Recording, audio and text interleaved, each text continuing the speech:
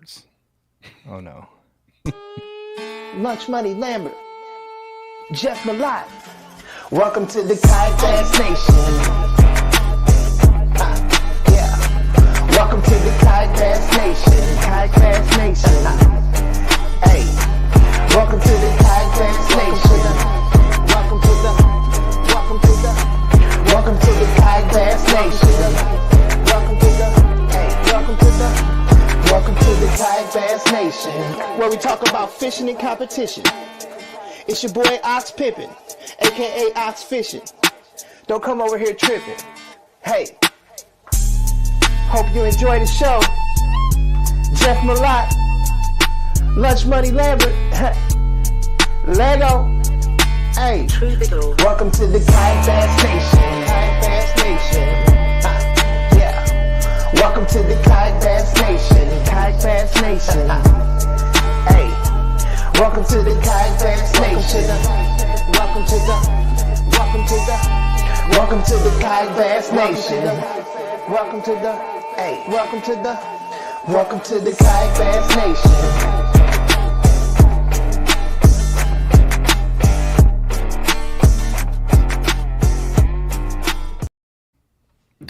Good evening, everyone. Welcome Hello. to the Kayak Bass Nation. Ryan is tarpon fishing right now. He got me thinking on those virtual backgrounds. I had to see what I had laying around on the computer here since I'm in a hotel tonight. So This is my real background. is it? We got the sultry red back there. I'm jealous. I wish I were home in my own real background. Yeah, man. I've got some new fall illness that is come over me, Ryan. So I'm going to lean on you tonight. Is it old age? Yeah. What is this sudden onset illness? I've got the croup. I think that's what they call it for the old people. Croup. You got the whooping cough. We got the whooping pertussis. I've got it. Man, get you some rock and rye, some honey, some lemon juice, and some peppermint. If that won't cure what ails you, you need to quit. There we go. But yeah, we're here on a Tuesday night, man. We're going live with the team champs tonight. We talked to Garrett Morgan. Garrett Morgan won the TOC. We had AJ on last week, day one of the TOC, talking about it. Garrett made a furious comeback he had a pretty good day one, but climbed through the rankings after day one and won the tournament. Edwin, Ewing Minor won the AOY. We'll get them on next week and talk to them. I can't lie. I slept on G Money, man. I slept on G Money. I did Armando's show the next day after we did ours, and I didn't buy into it. I'm sorry, G Money. Didn't buy into the G Money hype. He's G Money for sure now. Honestly, I thought Edwin was going to close it out and sweep the whole thing. To be honest with you, that's what my little tiny heart thought. Yeah. Well, let me tell you something. Garrett in those Cypress, he knows what's up with that. He's had success at Caddo. He's good at fishing the timber at down on Fork. Obviously, he's had success there. So if they're up shallow and it's that kind of bite and he's power fishing, flipping, doing whatever he was doing, I hadn't talked to him. I think he was flipping around some of the trees. He's a factor, man. So good for him. Isn't that what he won Fork doing? Flipping on one stump or something? One magic stump? He was fishing a jig there between some trees, but I think he was maybe flipping a giant creature. We'll get him on here. We'll talk about that. Okay. All right. No spoiler alert. Yeah, Garrett and Edwin, well done, gentlemen. Good job. That was a hell of a way to finish the year for Hobie.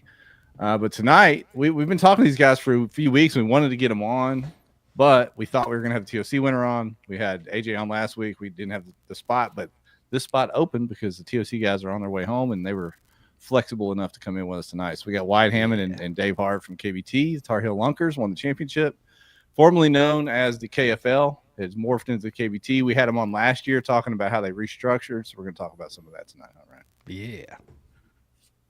I see Robert Brown in the comments. KFL legend Robert Brown. He was part of the 30 for 30. He was part of 30 for 30.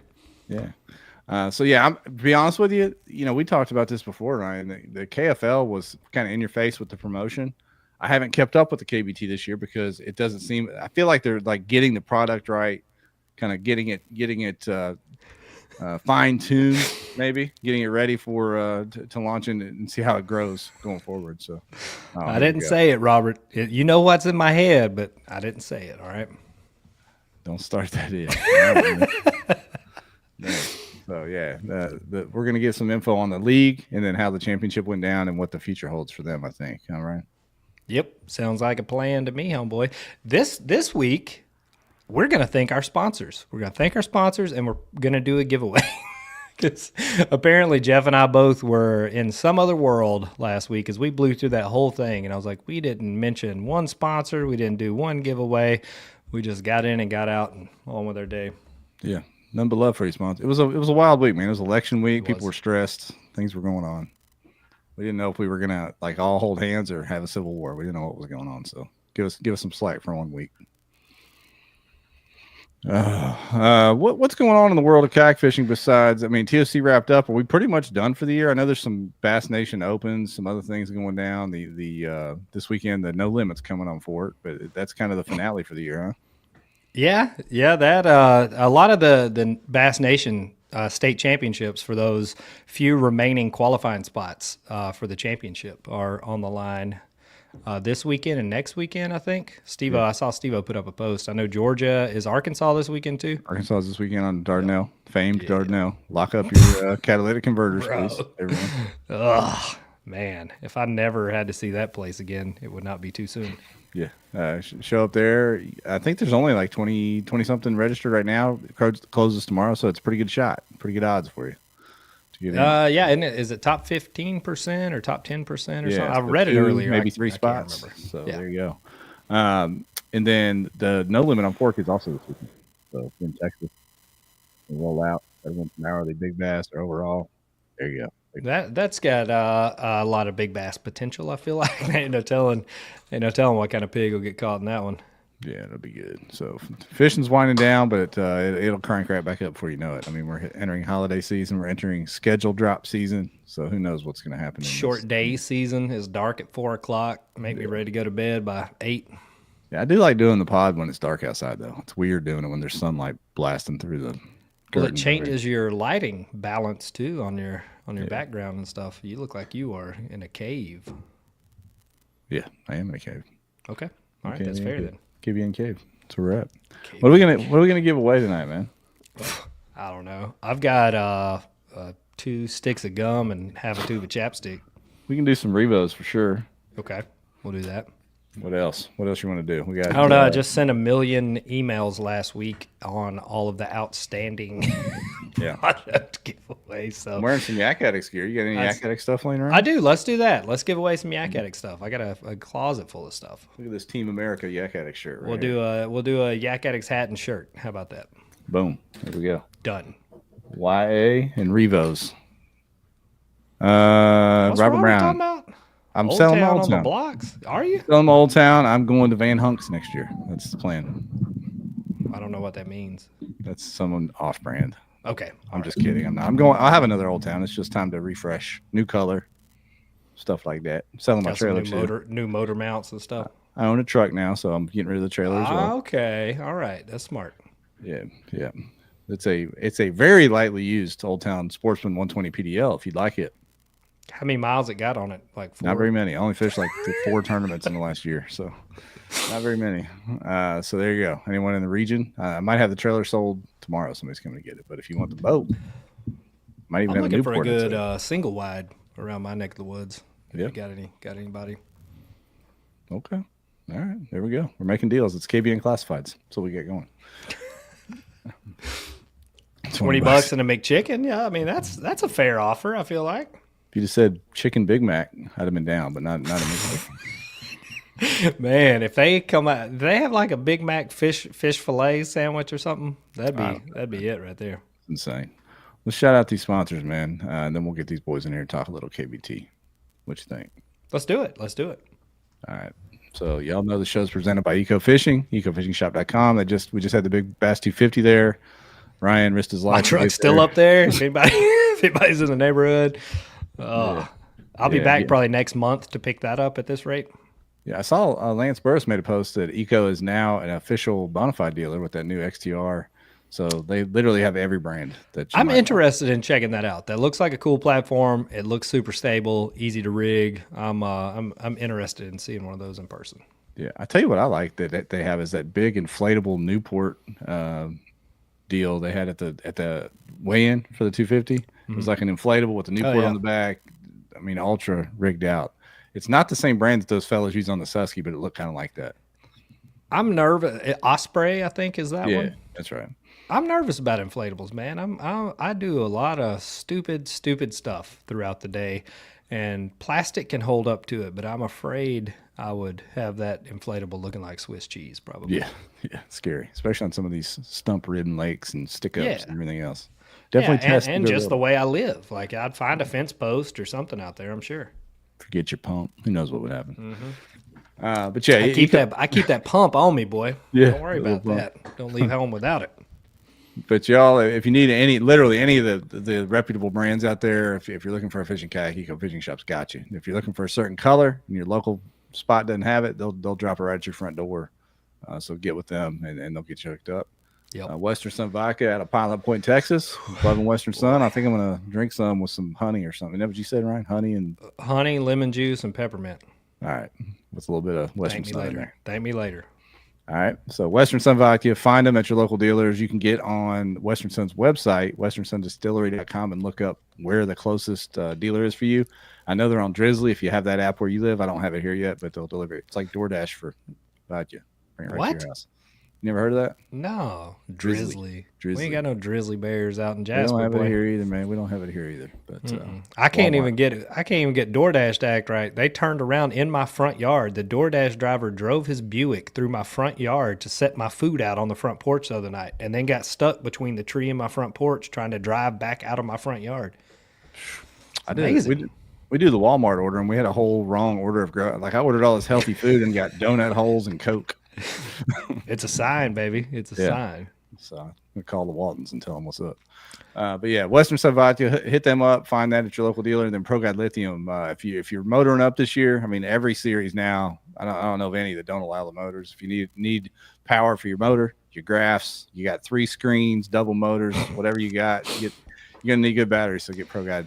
Go to Pro Guide. Put one in your truck. Hell, who knows? Don't take any chances, man. Yeah, it ain't like some brands. You're not going to need 10 of them backups in your truck, but you still want to have some good batteries. Get on that Gill Gear site and get you a good rain suit. It is wintertime. You want to stay safe and dry. Gill also has full dry suits for you river fishermen that are out there in the wintertime chasing the big bronze fish. Get you a dry suit. Hook it up. Sure enough. We already talked about Revo. We're doing another Revo giveaway tonight. So we're doing Revo and Yak Addicts both tonight. So 2 giveaways. And then Seaguard and Z-Man. Ryan's got those hitting the mail here soon for a lot of people that won those over the last few weeks. Allegedly. No, they're coming to you. They're coming to you. They're coming. Yeah. We appreciate all y'all watching every week, listening every week, downloading every week, and we'd love to be able to give stuff back to you. So there you go. Robert Brown, send a brother a sample of that Western Sun. I don't know. Can you mail that? Is that okay? I mean, we can try. I don't know. Like a return to sender? What's the worst that could happen? Look up Drizzly in your area, Robert. If you have it, I'll drizzle you some. We'll drizzle. We'll do the drizzle. Man, I've had a lot of bad dreams, but Jeff Drizzling Robert was not on the list. We'll drizzle you some. Get you the drizz. Wow. Yeah. Well, but with that said, man, let's get the fellas from the KBT in here. They're tired of listening to us run our mouths, I'm sure. Oh man, we got Wyatt. He's in the holding cell there, getting ready to go in. What's going on? And then Dave Hart. What's up, fellas? Appreciate y'all can take it from here. I think Jeff and I are clocking out for the night. It's your show.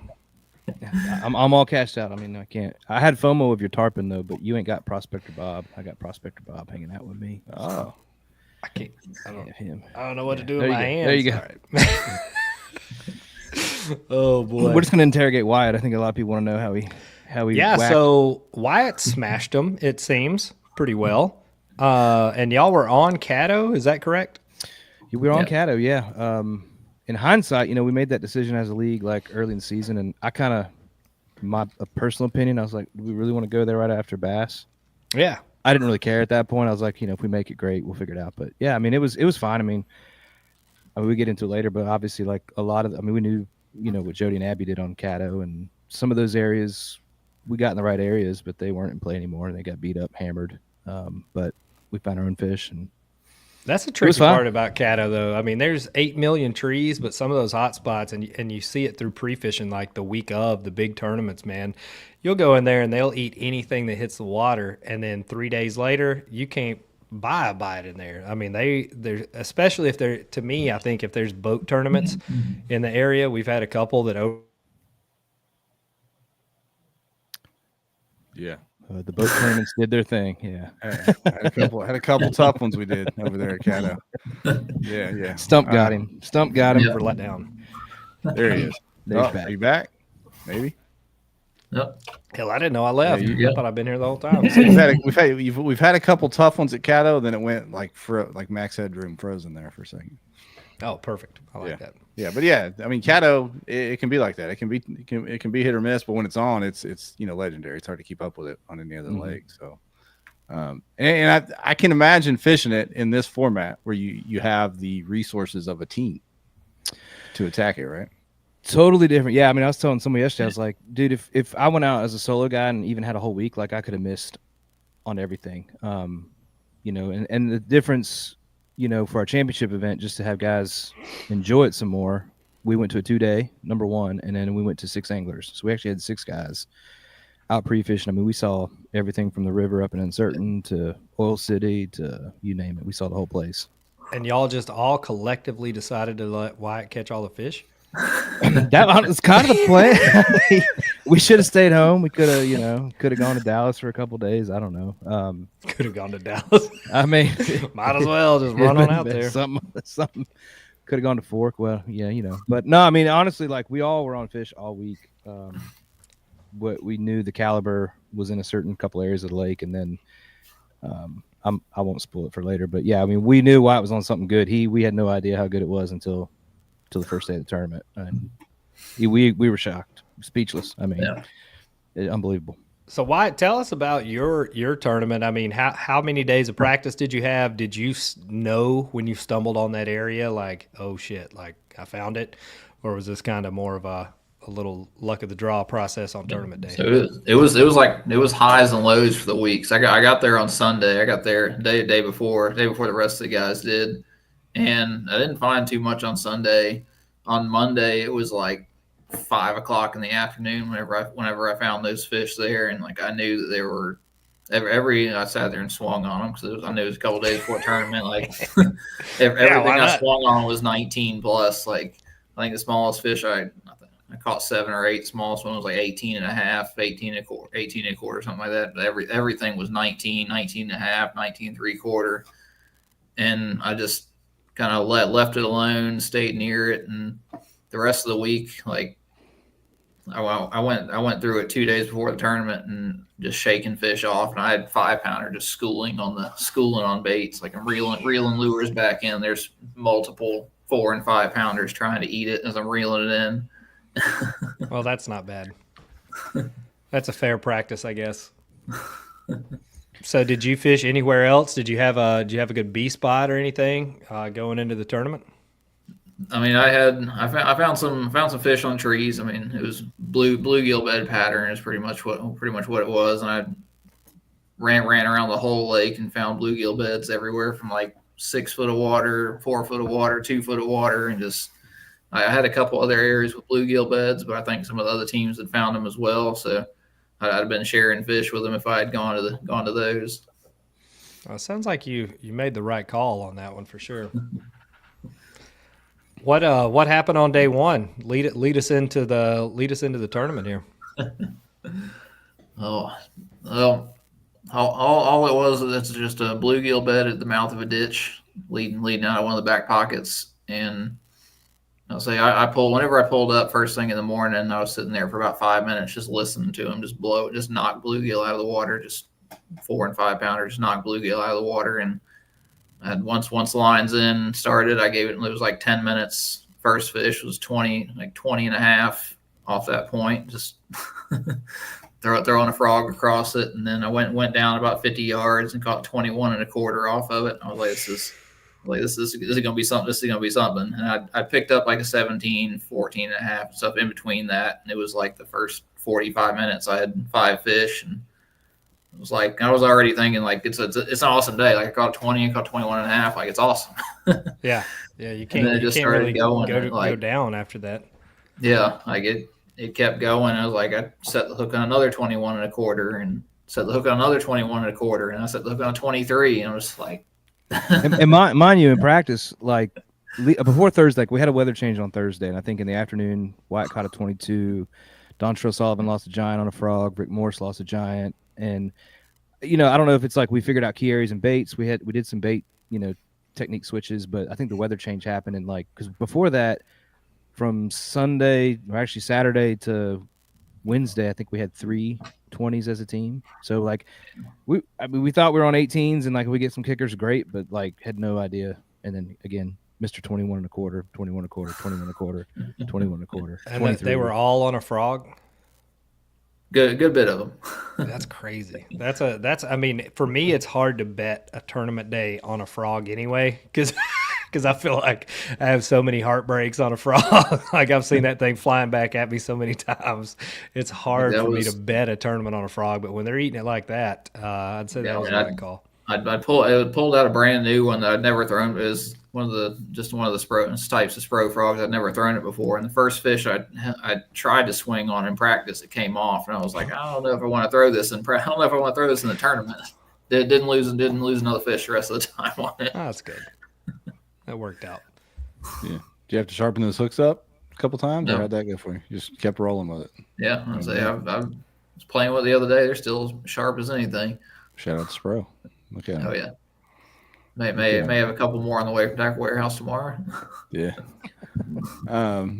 For those that don't know, fishing biology too well, explain. I mean, you hear bluegill beds, right? And you're thinking, what does that mean? Some people expect fish only spawn in the springtime, right? But bluegill can be on beds multiple times per year, and that's what you found over there, right?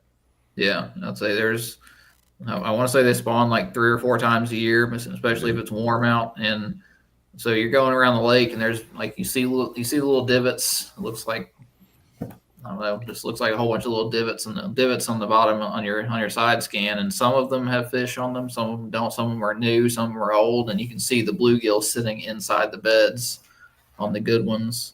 And I'd gone by that one. I saw all the bluegill. You see all the little white specks inside the ditches, inside the little divots. You see all the little white specks of bluegill, and then all around it, you just see big, giant white specks of bass sitting there.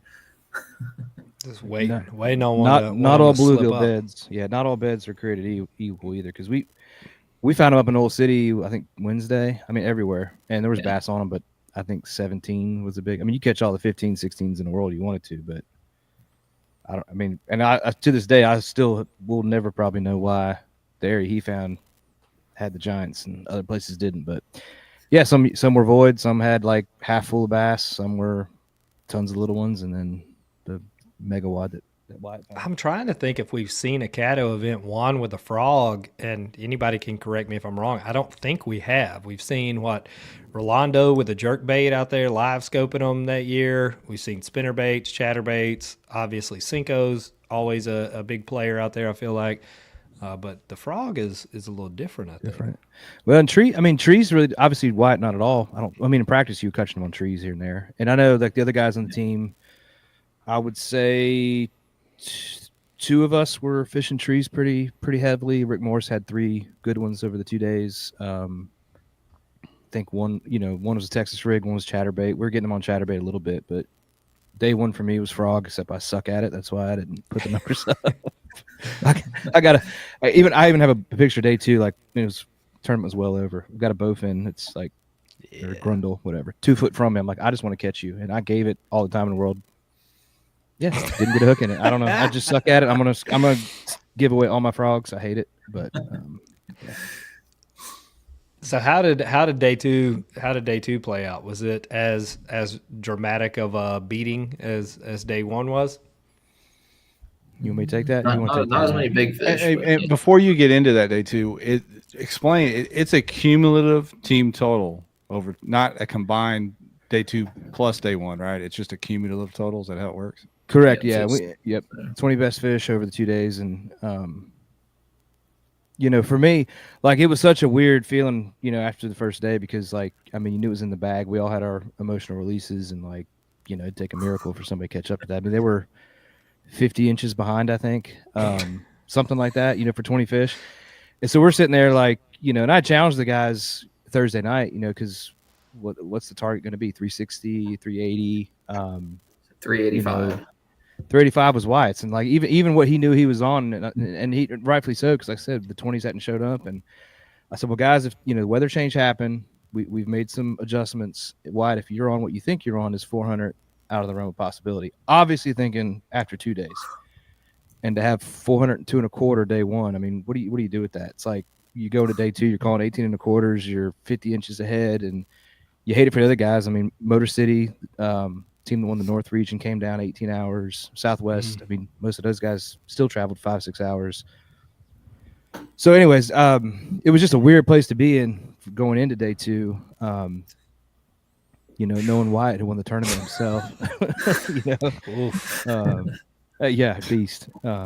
The cool thing I will say, like in testament to this, this team, the Lunkers, has been awesome all year. All the guys we fish with in the East, so Robert, his team, and the anglers, like we just have a freaking blast, and they're hell of a good anglers on all those teams. But the testament was like, yeah, Wyatt would have won it by himself, but if I was looking at it, I was like, because we would have been pretty damn close if Wyatt hadn't shown up and fished. And we were 2 fish short. So if Wyatt would have submitted your 2 smallest, we still would have won the deal. So it's like, pretty cool as a team, just to kind of dominate, pat yourself on your back. Yeah, just wreck them. I like it. That's a monster. Those are some healthy fish there that you stumbled upon, pal. Yeah. Why? The funniest thing was like, how many is that a duplicate 21 and a quarter? Is that a duplicate 21 and a quarter? Because I think he's had like 6. How many? 6 21 and a quarter. 5 21 and a quarters. That's ridiculous. You're sitting there with 288, man. Did your back get tired? Were you like, man, these guys? Yeah. Did you call anybody and ask them to start fishing at any point, or? Keith came over. He had the cooler of Gatorade, throwing me a Gatorade. He was wiping my brow whenever I needed. That's good. Brought you a sandwich. Here you go, buddy. Playing paparazzi. I suppose it's like any team sport. You got to ride the hot hand, right? That's crazy. It was insane. We're all sitting there Friday afternoon, like, what just happened? And so day two, yeah, I mean, there you go. Day two, we're calling 20s at 9 a.m. I think. So what did we put up? Another 8 inches, calling 18 and a quarter or better. I mean, it was definitely slower day two.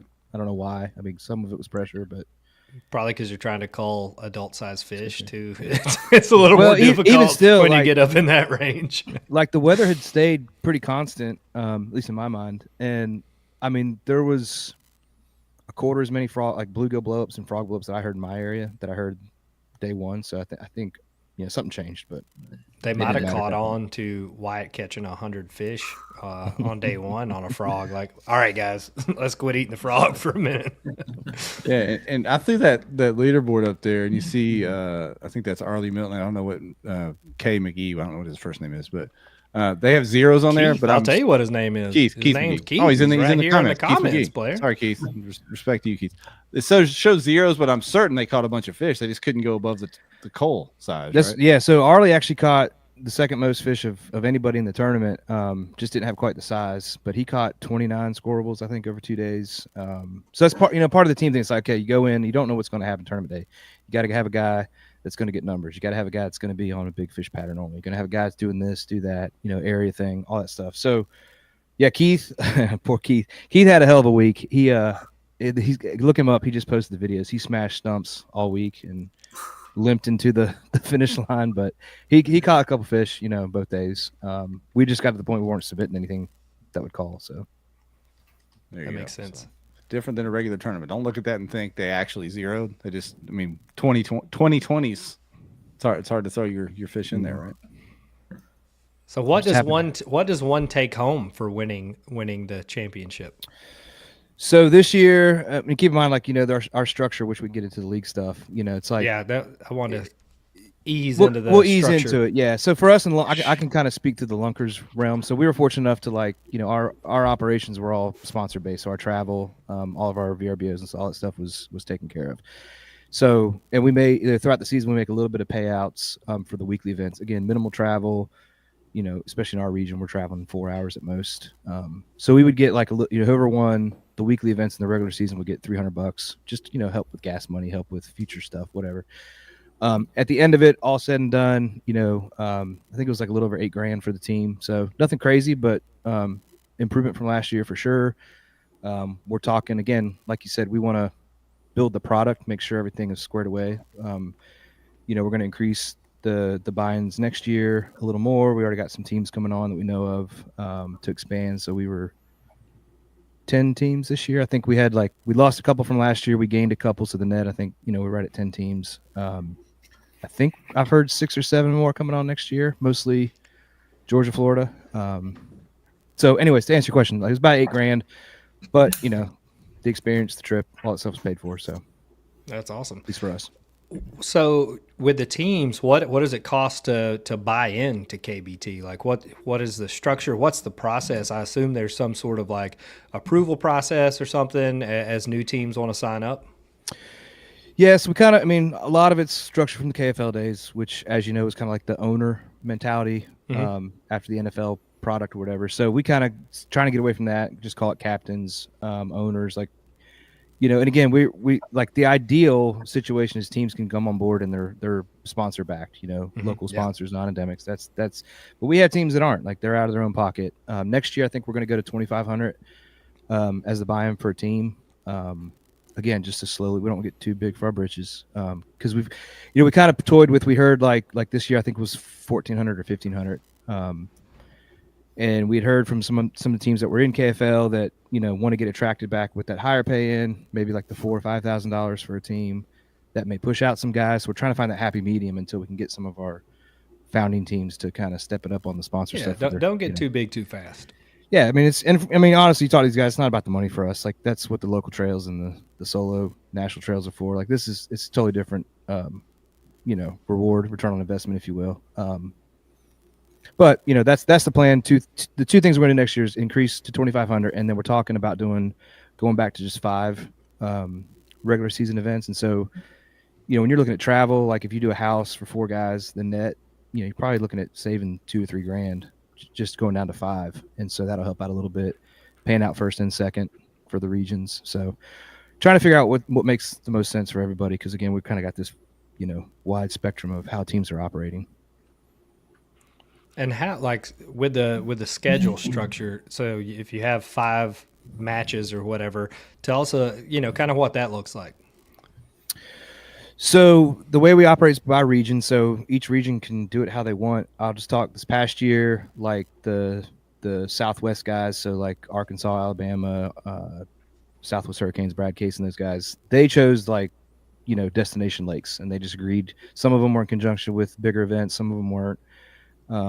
That's how they chose to do it. I know the North guys chose each team would pick a lake and repeat it twice and then have a mutual lake. And we kind of did that in our region where we had 3 teams. So we had 7 events this year. So we all got to pick 2. And then we agreed on a mutual lake kind of in the middle that none of us had fished, like hadn't had any experience on it before. So that was kind of a cool deal. But that's the one big thing, I think, the difference between the KFL and the KBT, why it's more successful. If you choose to stay within your region and you choose to keep it to, like, if you can, like 4 hours, 5 hours of travel max, it's a huge difference. Because, the KFL had their region stuff, but then you would play outside of it. Like, so, yeah, it's great to go to Headwaters, or it sucks to go to Neely Henry, but we went there. But, yeah. I got another story on that one. Did you get a whipping on that one? Yeah. Coley McGowan down there waiting on you. Oh, Coley Sneak Cole. Yep. Yeah, I thought I had him clean pinned. out Neely Henry now. Oh yeah. Well, let's call it what it is. The not lake part of Neely Henry. I was joking. I was actually talking to Keith on the way down. I was like, that lake sucks so bad. You're on an I-59 for 70 miles, and you're no more than 6 miles from that damn lake, and there's not a single sign for it. That's how bad that place is. Yeah. That's my opinion. But anyways, the point, the travel, like it's a huge thing to like cut down the travel. Again, because we're trying to be grassroots, try to grow this thing the right way, and that's I think one of the big differences. I think it makes more sense to stay regional too, because that, like you said, you're not pissing away a ton of money on travel costs and that kind of thing, and then you can get more into that kind of tournament setup to eventually get to the championship. I think that helps kind of step the series through the season. Yep, for sure. If I understand it right, didn't the original KFL, it was a 1v1, like one team versus one team, and is this more like a golf tournament would be, where it's all the teams compete at the same time on the same lake, and that also cuts down on travel and scheduling?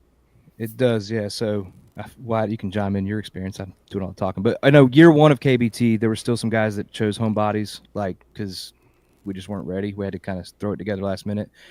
All the regions this year, it was all the same body of water, and instead of 1v1, because you show up, you win, great, you get a notch on your record. You lose, you don't get shit for it.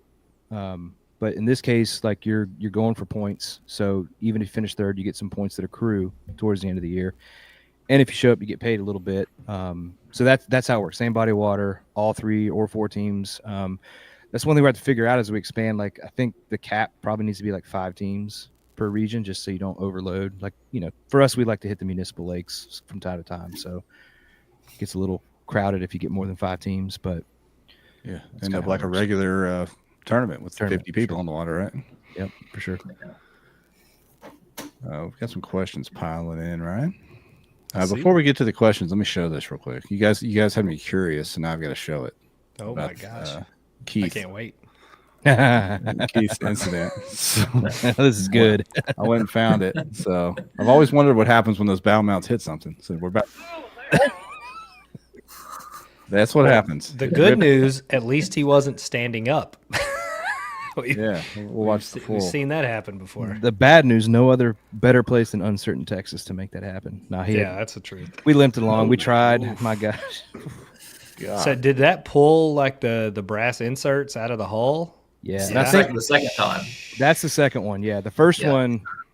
Yeah, it was bad enough. Anybody have any duct tape? Zip ties, duct tape, super glue. I don't know, man. It was. Yeah, Keith, I can appreciate such a travesty because I feel like I do something like that to either my vehicle or my boat every time I leave the house. So hats off to you. Incentive to buy a Torpedo or Newport. Did you have your drive with you, Keith? Because if Jordan Marshall did that, he wouldn't had his drive, and I'd have to go fetch him. So even better. No, I don't think so when those happened, right? He was paddling back, I'm pretty sure. What are y'all doing out here with a damn flipper drive boat and not bringing your drive with you? Come on, kids. Here's the best. So the last day of the tournament, Keith limped in to basically play defense and beat people off of Wyatt because they'd seen him. Yeah. Beat people off Wyatt. I'll be up there next to Keith, boy. He's going in with the flippers. I'm trying to slide it on Wyatt. Look me in the eyes. He's going in with his Hobie flippers and what do you happen? He hits a stump. So now he's down a pair of flippers too. You saying he's beating people off with the Hobie flippers? That's horrible.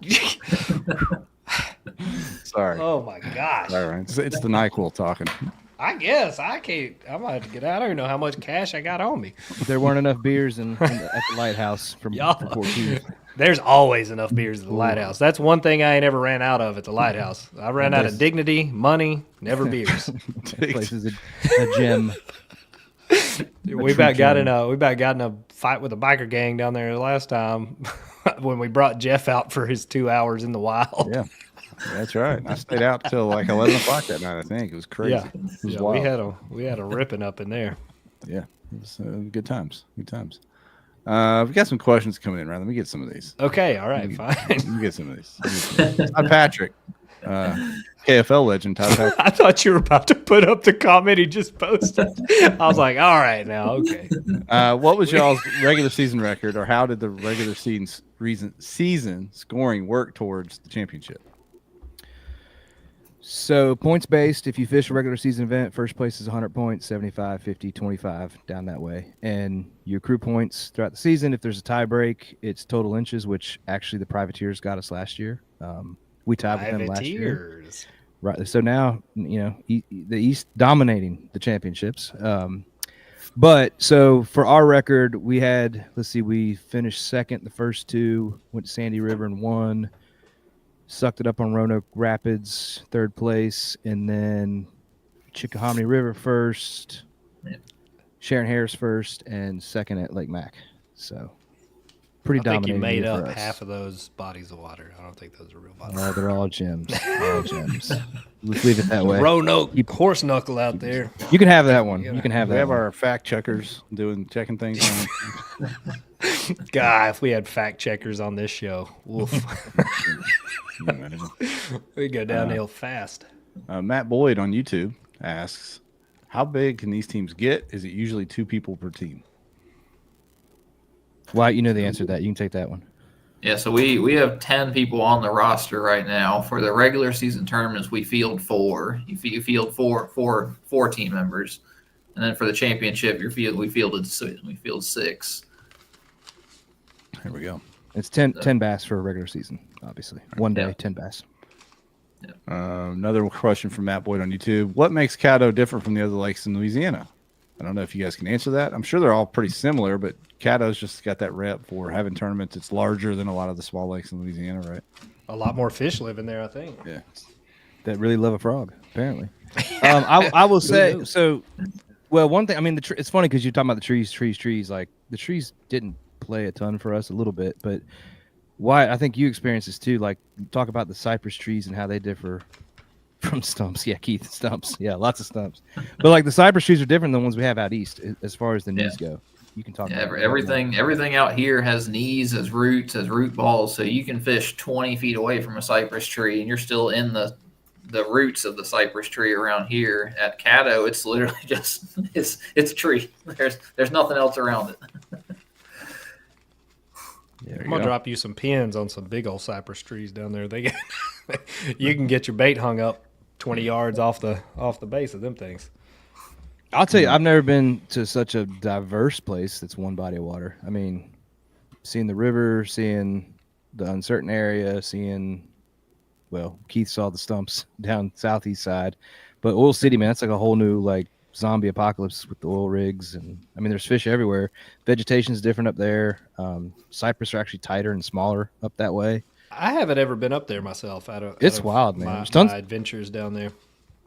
If you want to kill a day and go catch 100 bass, go find bluegill beds up in Old City. Buddy, I got enough days killed in my life. Don't you worry. It's a wild place up there. Yeah. Another question on YouTube. Chris, multi giveaway winner, Chris over on YouTube. How do you guys pick a championship lake? I didn't give it much thought, and I think in hindsight, like I didn't even think about it. We talked about, actually, I think it was Robert. I think Robert made the suggestion, and because we were joking, like, yeah, Brad probably said it. No, I think Robert actually threw it out there.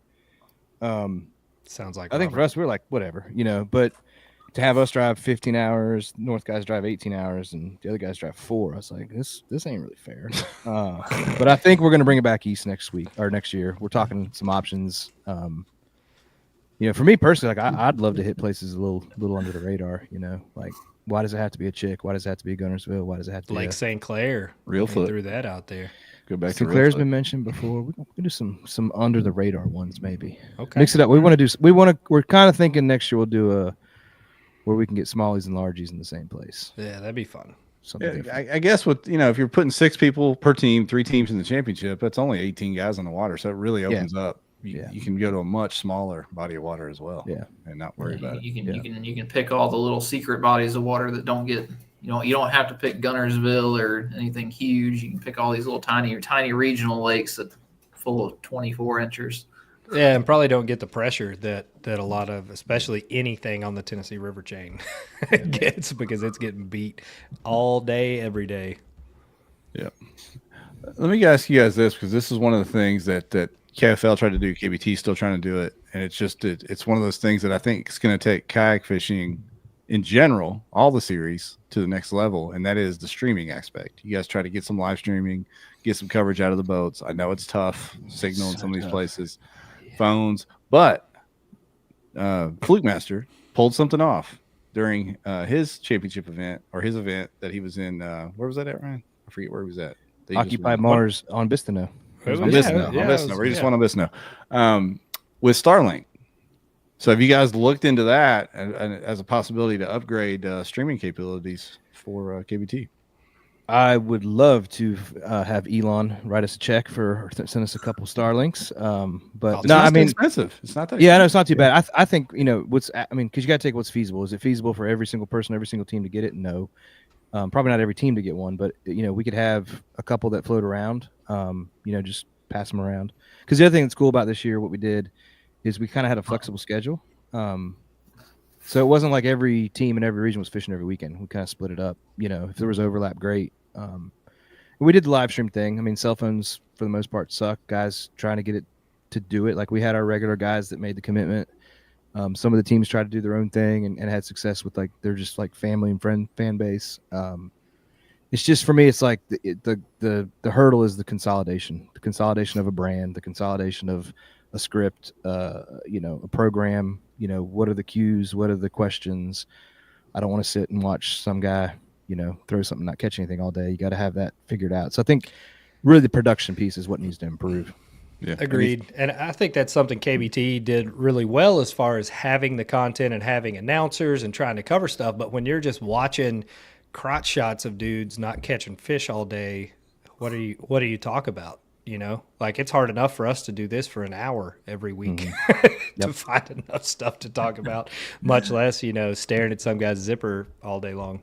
You just have Wyatt all day long because he catches fish all day anywhere he goes. I mean, look at his numbers. He'll just, imagine if we did the show. He could like do the whole this. thing. Yeah, that'd be awesome.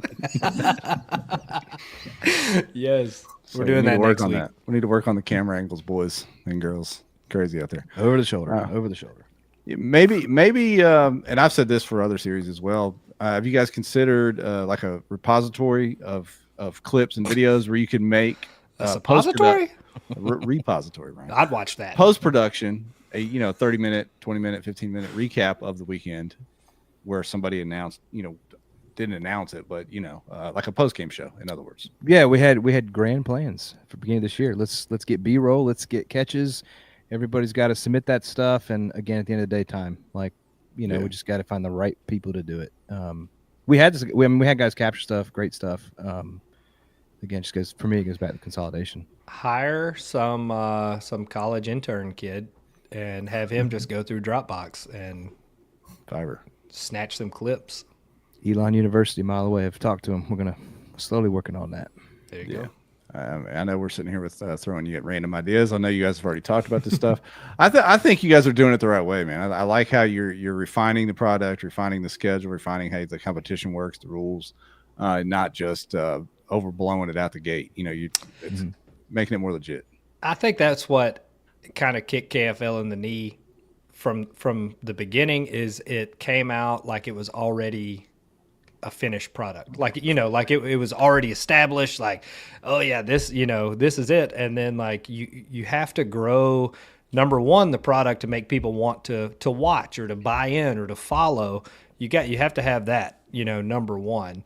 And then number two, you continue to kind of hone that in, and that's when you take the bigger steps as far as bigger sponsors and asking for more money and kind of hyping this stuff up. I don't think you ever need to like overinflate viewership and stuff like that. To me, that tells that sends the wrong message, I guess. So I think KBT is on the right path. Yeah. And Keith down there said the ideas are great. We love this format. Hopefully we can grow it right. It can be something special. We had AJ on last week. We had Steve on not too long ago, and we were talking about, all your local series, even your national series, it's the same format. Best five, whether it's 1 or 2 days, individual format. So these alternate formats are important. And this one is completely different from anything anyone else is doing. We've got the Big Bass hourly stuff. That's awesome. Native's doing that. We've got Drew doing his thing with the Adventure Series, river based. I love that we have these multiple options, and this team series is way out there, different from the rest. And you guys are doing it right. So tip of the cap. Who's the commish for the league? Who's in charge? Quotes. Well, so we operate by regional reps. That's kind of who, like, if there's issues with teams or we have to make a vote, whatever. Brad Case, quote, president, does a lot. I mean, he's worked with Dwayne quite a bit. Working behind the scenes, get that stuff smoothed out. Doing the payouts and all that stuff. So it's really more, back office operations stuff. I think that's one thing, we start to figure out is like, do we need one figurehead that's making the decisions and people just have to live with it? Because, it's a tear between that, but then you got all these voices of these different teams and like, you're not gonna make everybody happy. So you just got to figure out, happy medium. So we're working on that too. But right now it's kind of, by the region rolls up. We're adding a 4th region next year. Sounds like so. Russ Kennedy, those guys, Copperheads, Southern Slayers, Hooligans, those guys down that area are going to be jumping in. I'm excited. Those guys bring a ton of energy, and obviously Hooligans out there, huh? Bunch of freaking hooligans. Yeah, they're wild guys. They probably want to do lines in at 10. That's fine. But no, and that's the thing. It's like That's what I want. That's everybody what I want. does a 10 different to flavor. 6. Yeah, I'd be all for it. I'm all about an afternoon bite. Yeah, I'm all for it. Well, it's good stuff, y'all. We're not going to go too long tonight. I got to go take some more medicine. I'm sinking like a freaking rock over here. But before we wrap this up and do our giveaways, give us Wyatt, give us your best sales pitch for folks thinking about getting into the team series, making a team, joining a team. Give us or both of you, Dave, both. Give us a sales pitch. Not entirely going to be a short sales pitch, but I've been thinking about this over a couple of days and things like that. So back whenever I first started like seriously tournament bass fishing, I was looking at some of my stuff back in my room. It was 2007 with the St. Andrews Bassmasters. That was back in the day where we were centrally located in the middle of South Carolina, and we fished Santee, we fished Russell, we fished Clarks Hill, and we did it as a co-angler format. So I was a co-angler. I didn't have a boat. I would link up with my boater in Columbia, and we'd drive 2, 3, 4, 5 hours to go fish this lake that we would never normally go to in a tournament. And this format where you're linking up with your buddies, you're linking up with a couple of guys, and you're driving 4 or 5 hours away, and you're breaking down a new body of water, something that I wouldn't drive to Roanoke Rapids just to fish for no reason, but going out there and saying, hey, this is the body of water, this is the time of year we have to break this down, and just being able to spitball that with a couple guys it helps everyone learn how to fish a little bit better, because now I can take that and, hey, we fished a couple tidal waters, so if I go somewhere, say Hobie or somebody puts a major event on the Potomac next year, now we know a little bit more, and it's just teaching everybody. You're teaching everybody a little bit more about fishing, as well as I'll say that whole team experience just puts a whole new aspect. It shortens that learning curve for everybody a lot more. I like it. Dave, what's your pitch on getting in on this thing? My pitch, and then I got shout outs. Okay. Yeah, like Wyatt said, I mean, I don't know what he's learning from other guys when he's going out and smashing them like he is everywhere, but I appreciate the sentiment. It's right. If you're going to catch a 22, I'm going to catch a 23. Watch this. No, but it's, I think it's a different, like we've had guys that, like grassroots mostly coming from national or the local trails.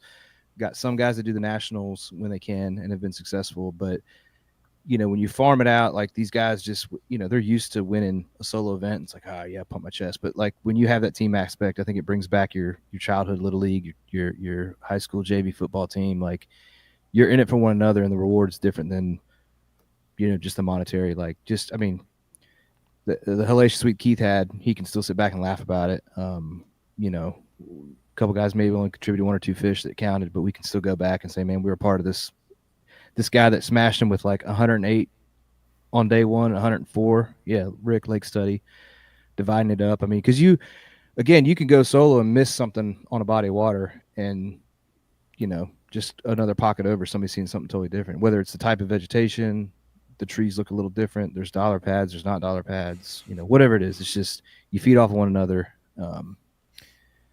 And Brad, we keep that separate. But yeah, that's my pitch, my shout outs. If you're all ready, I came prepared. So. Turn it up, Dave. Here we go. Shout out Biscuitville. If you don't know, come to Burlington, North Carolina. Shout out, Biscuitville. Shout out Sean Boersma. Just Fishing, Bristol, Tennessee. Real Deal Tackle, Dayton. Tommy's Barbecue, Vicksburg, Mississippi. Ate there to and from. Jackson, Mississippi, you have the absolute atrocious worst roads in the country. I hate you, and I never want to go back to Jackson. Sorry, Brad. Alabama DOT, in 3 years, you've done zero work to improve Interstate 59. I love these shout outs. We've talked about the Coosa Kingfishers and how terrible Neely Henry is. Hashtag fish lakes, not sneak holes. Shout out Lighthouse, Uncertain Texas. 1 pound burgers. Dare you not try to order an IPA. He'll kick you out. Uncertain Lodge and Inn. Shout out Abita, kept us hydrated. Giant Salvinia, you suck. Shout out J Channel and Mark Cisneros. That is the most hammered spot on Caddo. If you go back and look, that's where Abby was one of the days. Yeah, there's not a fish inside of that place anymore. Evo, Tungsten, Bama Crawl, Z-Man, Shads in the deal. We made hundreds of dollars off of us for the 3 teams that went out there. Zero bites. Hundreds of dollars. 0 bites on a bluegill pattern. At least all right. What else we got here? Shout out Raccoon Buddy. Shout out Rick Morris Breakfast Buffet. Shout out Dude Bombs, the quintessential kayak tournament house share product that will never agree to sponsor us for some reason. Shout out Duncan Elite Transmission. My F-150 is better now. Shout out Sniper Pebbles and $550 GMC cameras. Shout out Motor City Ambassadors, Southwest Hurricanes. Also our home teams, Virginia Anglers, Norfolk Privateers. All of our North Carolina, Virginia guys, all the love and support we had all week. And then our seriousness, our sponsors at a league level, Amped Outdoors, Fisher Dye Bait Company, Tourney X, Yak Attack. Those guys were awesome at the league level this year. Hope to grow that going forward. And then as a team, I want to shout out Brilliant Equipment Services. My buddy Nick Yaws, native Texan, lives right down the road. I got a Shiner box for you. I know I said that. Fire Connections, Double C Masonry, Collab Resume, Landon's Towing and Recovery, Elite Exteriors, and Cape Fear River Adventures, Pinnacle Architecture. I'm done. Boy, Let's go, Dave. man. I tried to do all that. Guests, all future guests to have a shout out list from now on. Goodness, that was impressive. I like the trolling of the DOTs from the different. Yeah, Horrible. He ain't wrong though. When you That's why my truck died. It's why my truck died. when you cross that Alabama state line, you better hold on with both hands so you get to Texas, because there ain't nothing smooth coming at you. Maybe that's what happened to Ryan. You came through the wrong part of Missouri and it knocked your tire off. So I came to Missouri. That was where I went wrong. Now I know why they named it Misery. Hey, Bassam with Big Malone said, "Don't forget Bojangles." Who's going to be the first kayak person to crack a Buc-ee's sponsorship? That's what we need. We need somebody to pull that. Mm-hmm. It's been on the brain. Yeah. Shout out Buckets. We had 3 of those, I think. All right. I can't drive by a Buc-ee's and not stop. And they're all the same, but I'm like, shit, I got to go check this out. They may have a different kind of smoker in here. Yeah. Well, let's hit these giveaways in honor of the fellows that were with us tonight for the league. Hashtag Dun, KBT dun, for the dun. giveaways tonight. So there we go. Throw that in the comments. We'll do 2 quick giveaways and wrap this thing up. Appreciate you guys coming on tonight, man. It's kind of short notice. Hometown of Charles Barkley Keith, Leeds, Alabama. Leeds, Alabama. That's right. There we go. YouTube and Facebook, hit that hashtag KBT. Go follow their page over on Facebook. Y'all have a website for that as well? Yeah, we're going to revamp it, but yeah, it's out there. KayakBassTeamSeries.com. There you go. KayakBassTeamSeries.com. You got it. KBT Kayak Bass. That's not the hashtag, Brad. I don't know what you're putting on there. He's letting us know what it stands for. Thank you, Brad, for clearing it up for all the Sorry, people commish. that are illiterate. My bad. Todd putting it in all caps ain't going to help you, brother. Nice try, though. No, y'all straighten this out. Dang. Just copy and paste. Can you do that? Can you do that from a phone? Well, Brad did it again, but no hashtag. You got to put the tag on there. Come on, man. Brad, I'll send you a sticker or something, man. I can't deal with it. You got it lowercase with no hashtag. I love it. Never change, Brad. It's a Never pound. change. He's over 60. It's a pound sign. It's not a hashtag. That's right. true. That's true. Pound KBT. Pound star 69. Do that. Hey, yo. There we go. This has been quite an episode, Jeff. I'm sorry. It's the medicine talking, boys. I haven't had any medicine. I'm drinking a water. It's me. Hashtag all NyQuil. Oof. All right, let's hit this Yak Addicts giveaway first. How about that? Okay, let's do that. And we tell you go. what, I'm going to do to make our process more efficient. I'm going to use my notes app and actually write down who won, so I don't have to go through my DMs and try to figure There all we this stuff out. go. Jamie Ost over on the YouTubes. That is who, if I'm not mistaken, stayed in our house before any of us arrived from our road trip out to Lake of the Ozarks. Oh, really? He was that one night stopover that hit up on the page there. How about that? And he left beer in the fridge, so shout out to him for being a fantastic guest. Send him a sticker. Yeah, congrats, Jamie. All right, next up, we're gonna draw for the Revos. Slide in the DMs. I'll give you the Revo code tonight. You'll be ready to roll. Here we go. Who's it gonna be? Saw 2-time winners in the list already. Need to put some limits on these people, Ryan. I agree. Oh, brag. Danny Bales. Danny Bales. So Danny is a local TVKA member that has recently came back out into the fishing world. We're glad to have Danny back. So Danny, we'll get you some Revos, bud. Top notch glasses, Danny. There you go. All right, folks. We ate up an hour. Good job. Yeah, Dave. Now, congratulations on the team win, and Wyatt, congratulations for your team win. just running through all the fish out there. That's insane. Appreciate it, guys. Yeah, man. Yeah, gotta make sure they know me next time Bass or Hobie goes back down there. Now That's they'll right. probably remember that one when they Google up Caddo and see the number next to it. That's right. Well, hey, appreciate everybody watching. We'll have the TOC folks on next week. See y'all then. All right, see y'all. Appreciate y'all.